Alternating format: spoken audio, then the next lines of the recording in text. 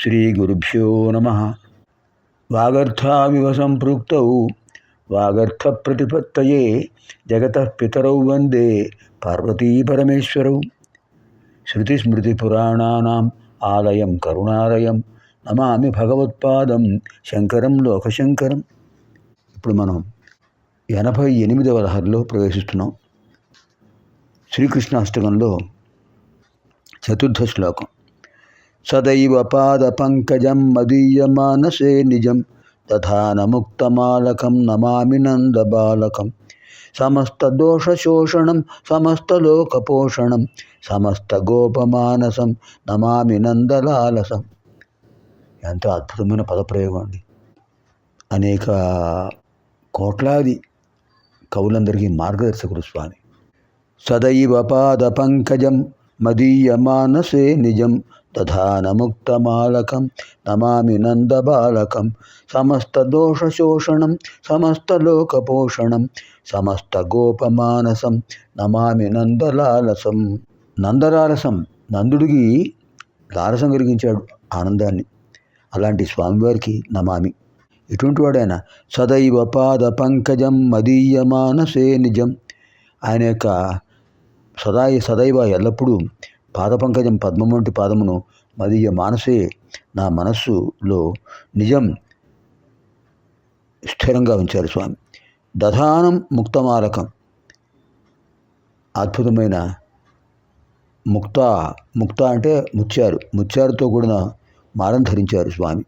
నమామి నందబాలకం, ఆ నందబాలకుడు నమస్కారం. సమస్త దోష శోషణం, సమస్త దోషాలను తొలగించేస్తారు స్వామి. సమస్త లోక పోషణం, అన్ని లోకాలను పోషిస్తారు.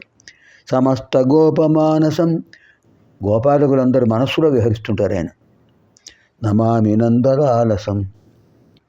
సదైవ పాద పంకజం మదీయమానసే నిజం దధానముక్తమాలకం నమామి నందబాలకం.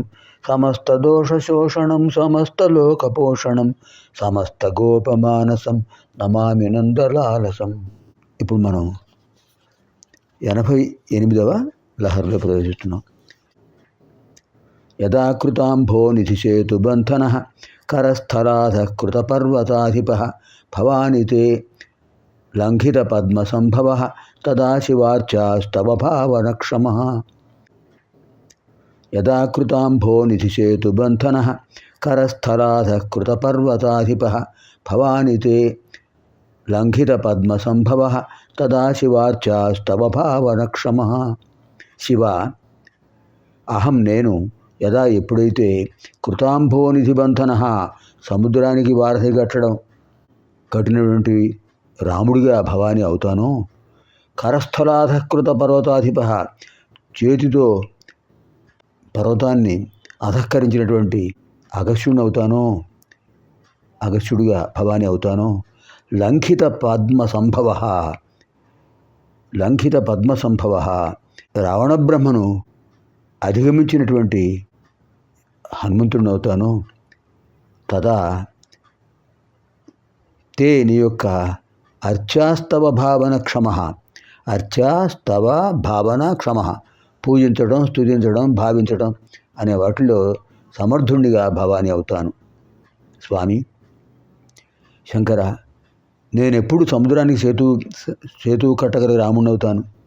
అవగలనా? కాలేను.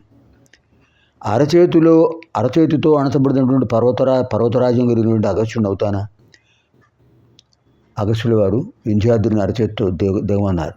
దిగు, నేను వస్తున్నాను. నువ్వు అంత పొడవుగా ఎత్తుగా ఉంటే నేను ఎలా దాటుతాను నిన్ను? నేను దాటాలి కదా, దిగు అనగానే అంత ఎత్తుగా ఉన్న వింధ్యుడు అగస్త్యుల వారి ఆజ్ఞను అతిక్రమించకుండా వెంటనే కిందకి దిగాడు. అడ్డంగా పడిపోయి కాళ్ళకు నమస్కారం చేశాడు. అప్పుడు ఆయన వింధ్యాద్రిని దాటి వెళ్ళాడు. అలాంటి అగస్త్యుని అవుతానే నేను. ఇంకా అతిక్రమించబడిన బ్రహ్మశక్తి కలిగిన రావణుని అవుతానా అంటే, రావణ బ్రహ్మను తన యొక్క విశేషమైన శక్తితో అధఃకరించేశాడు ఆంజనేయ స్వామి. అలాంటి వాడిని అవగలనా? అంచేత వాళ్ళందరూ కూడా మహాభక్తులు. శ్రీరాముడు కానీ, అగస్త్యుల వారు కానీ, ఆంజనేయ స్వామి వారు కానీ నిరంతరం నేను సేవిస్తుంటారు, అంచేత గొప్పవాడయ్యారు. నేను వాళ్ళ వంట వాళ్ళు అవుతానా, అంతటి వాడిని అవుతానా? అంచేత నేను సమర్థుడిని కాను. నాకు తగిన భక్తి నాకుంది, అంతకంటే నేనేమగలను? అటువంటి ఆ అర్చన, స్తుతి, భావన ఎప్పుడు కలుగుతుంది స్వామి? నాకు ఎప్పుడు ఇస్తారు మీరు? యదా కృతాంభో నిశిసేతు బంధన కరస్థలాధకృత పర్వతాధిప భవాని తే లంఘిత పద్మ సంభవ తదా శివార్చాస్తవ భావన క్షమ. పునర్మిలామ ఆగామిని కార్యక్రమే. స్వస్తి.